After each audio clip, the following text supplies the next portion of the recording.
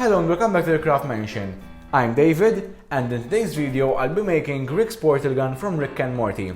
This is my first prop from anything animated, not unlike my usual props, which are live action. I'm going to make this prop mainly from junk and stuff I have lying around. I have a lot of stuff lying around. I'll show you.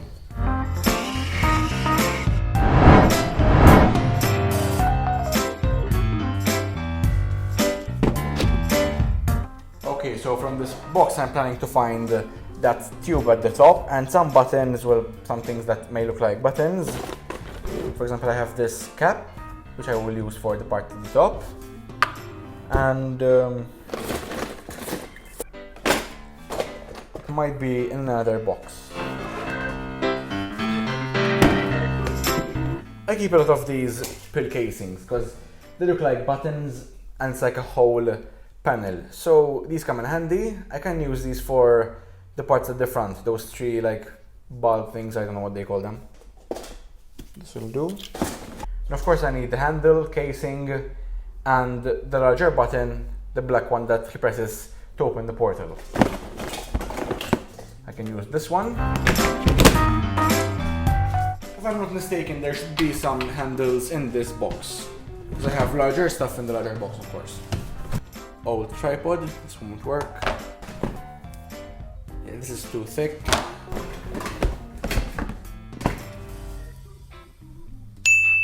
And I can use this to make the casing, well, part of the casing. Oh yes, I got a piece of PVC pipe. And for the rest I can use some foam board and some other stuff. And before we start, I would like to remind you to give this video a thumbs up and subscribe for more crafts from the Craft Mansion. I started with the handle, so I unscrewed it from the paintbrush and threw the rest away because it's quite useless.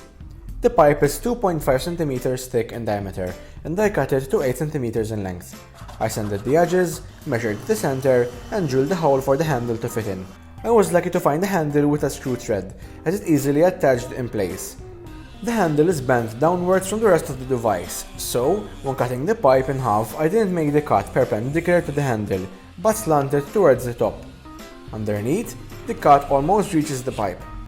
Okay, so I think the handle is a bit too long. I was going to fill this hole at the end with clay and then round everything, but since it's a bit too long, I will just cut this end off and then round it out with the usual sanding bit. At the top I'll still be using clay to make this seem like one whole thing, because obviously like this it isn't that smooth. So I used my Dremel tool to cut off the excess. I rounded it and sanded it flat. For the final touch I used a sanding block. Then I flattened the top part. Of course, the distinction between the handle and the pipe is quite clear, so to merge them together I used clay. I softened the top by applying water and kneading it several times. I applied it to the plastic, shaped it, and by pressing firmly with my fingers while adding water, I gradually smoothened the clay. As usual, it cracked, so I had to refill the cracks with some more clay. I think it's because of the brand. Later on I used a different brand of clay and it didn't crack. When it was completely dry, I sanded all the bumps to flatten it properly. Finally, I sealed all the clay with Mod Podge. For the main body, I found this tempered glass casing, which has durable cardboard. I cut a rectangle template 15 cm by 8 cm and traced it twice onto the cardboard. Then, I cut both rectangles. For the sides, I made a shape from a rectangle and one semicircle at the end. The semicircle will fit into the pipe later on. I superglued the sides and bottom of the portal gun. The portal gun has an indicator of the dimension you're going in. The most common one is C137, which is the main Rick and Morty's original dimension.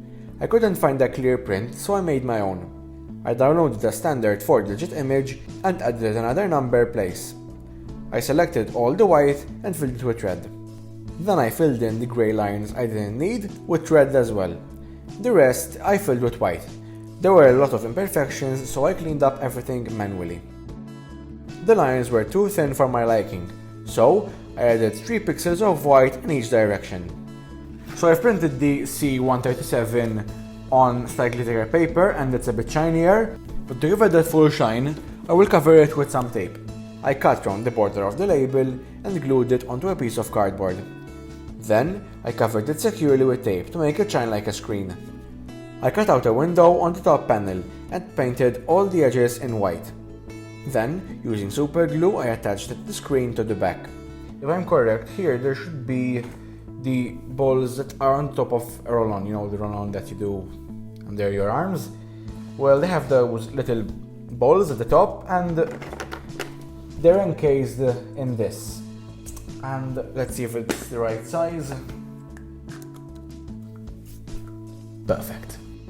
I only needed a thin layer of plastic holder, so I cut it off and wrapped tape around the bottom of the other piece to make it thicker. I marked where this plasma tube needed to go and added super glue only to the outside holder and put it in place. The plasma tube is only there to keep the holder in a circle.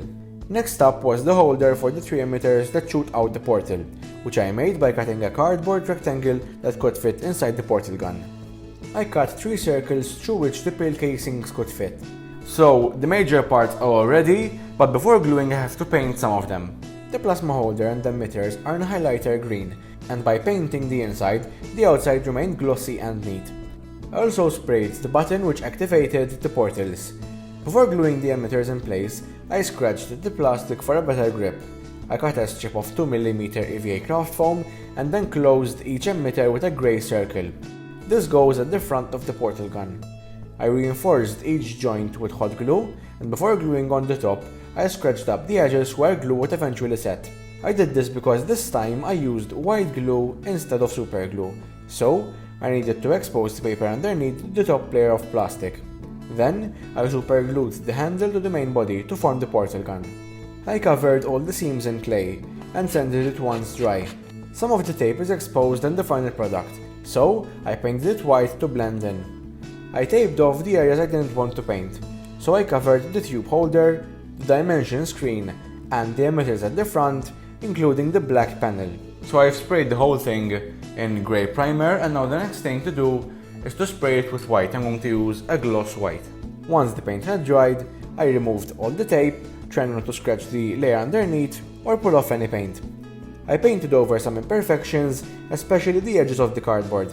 I removed the excess plastic from the black button, shaped it to fit the portal gun, and then super glued it at the start of the handle. Finally, I super glued the plasma tube in place, and the portal gun was ready for interdimensional travel.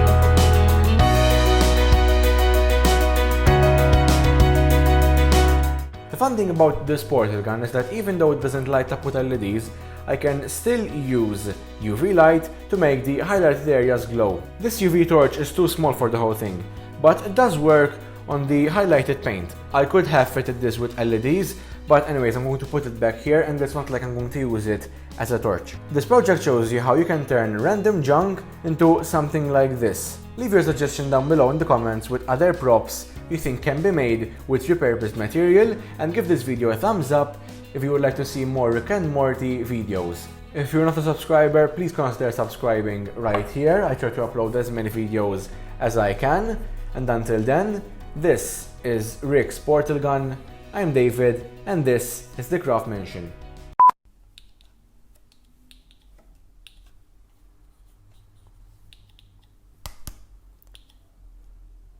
Doesn't work.